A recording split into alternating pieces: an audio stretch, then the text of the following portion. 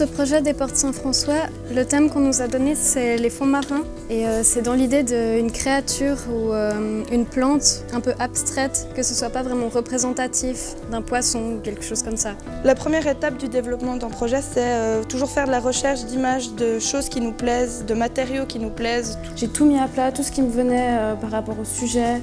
J'ai réalisé 5 pré-projets contenant des images, des croquis, des visualisations d'espace. On commence à élaborer des techniques possibles avec les matériaux qu'on a envie d'utiliser. On fait des maquettes, on fait plein de choses, mais produire un projet à grande échelle comme ça, c'est plus difficile. C'est pas toujours évident et on se rend compte aussi qu'entre l'imagination d'un projet et la réalisation, il y a énormément de contraintes en fait et de problèmes techniques qui peuvent venir contredire nos idées de départ. La plupart du temps, on se rend compte de toute façon que ça fonctionnera pas, du coup on change complètement le projet, souvent la technique. Il y a eu bien sûr des moments de stress, évidemment, c'est inévitable. C'est un processus de travail qui évolue au fil des imprévus et qui requiert une grande réflexion basée sur les nombreux essais qui, au fur et à mesure du temps et du nombre, nous révèlent finalement les meilleurs matériaux à utiliser et techniques de réalisation. On a pu essayer énormément de techniques et de matériaux différents pour arriver à trouver le bon. Pour ma part, j'avais choisi le bois. Ensuite, j'ai décidé de faire en plastique parce que le plastique, c'est plus facile, c'est plus malléable, c'est moins cassable. Je suis passée par des essais de plâtre, ce qui faisait des rochers énormément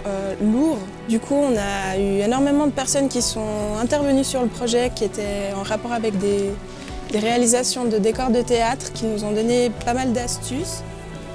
Alors moi je suis partie dans l'idée de la répétition d'une forme, c'est les écailles, pour que ça fasse une forme de masse organique comme ça. Ça ferait ensuite une vague, comme une sorte de banderole. Ça m'intéresse vraiment le contraste qu'il peut y avoir dans un même projet entre un côté massif pour le rocher, vraiment qui fasse dur, pour la plante, une transparence beaucoup plus léger. On apprend énormément et pour notre formation c'est vraiment quelque chose de très important, de très formateur et c'est beaucoup de savoir-faire qui est acquis dès la première année. Donc voilà, en tout cas, c'est un grand plaisir de réaliser ces projets pour les Portes Saint-François. Parce que c'est un endroit où il y a énormément de passages et il y a beaucoup de gens qui viennent faire leurs courses là-bas. C'est le moyen de pouvoir exposer nos œuvres, de pouvoir faire une sorte de vernissage à notre façon. J'ai hâte d'installer ça sur place.